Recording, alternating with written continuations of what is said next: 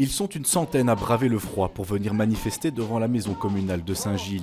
Des militants, mais surtout des occupants d'un ancien bâtiment du CSC Enseignement qui risque d'être expulsés ce vendredi. Pendant cette période hivernale, vous voyez actuellement à Bruxelles ici, ça gèle un peu partout avec moins 3 degrés. Moi je pourrais peut-être tenir, mais les enfants ils ne pourront pas, les femmes aussi non plus. Pour le moment, on aimerait rester là-bas cette période hivernale et puis quand c'est fini, on va partir. C'est dans ce bâtiment de la rue de la Victoire qu'ils logent. Ils sont une cinquantaine, hommes, femmes et enfants, à l'occuper depuis près d'1 an et demi. En cas d'expulsion, ils n'ont pas d'autre solution pour se protéger du froid. Tout est saturé pour le moment. Depuis qu'on a reçu le courrier la semaine dernière, on a tout fait.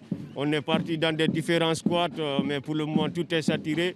Raison pour laquelle nous sommes là aujourd'hui devant la commune pour manifester et voir si on pourra avoir une seconde chance. La CSC Enseignement est toujours propriétaire. Le bâtiment a trouvé acheteur il y a quelques mois, moyennant l'obtention d'un permis d'urbanisme. Cette occupation génère des coûts en termes d'eau et d'électricité.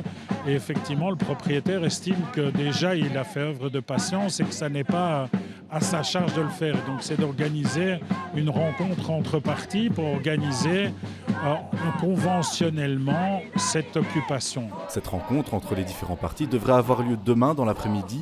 Selon la commune, peu de solutions autres sont disponibles pour empêcher l'expulsion si elle est actée. Nous sommes aussi dans le cas d'application de notre règlement sur les immeubles inoccupés où nous mettons en œuvre une taxe qui peut être levée s'il y a occupation pour raisons sociales ou culturelles. C'est un levier que nous mettons pour que des solutions paisibles et négociées soient faites entre propriétaires et d'éventuels occupants. La CSC Enseignement n'a pas souhaité répondre à nos sollicitations.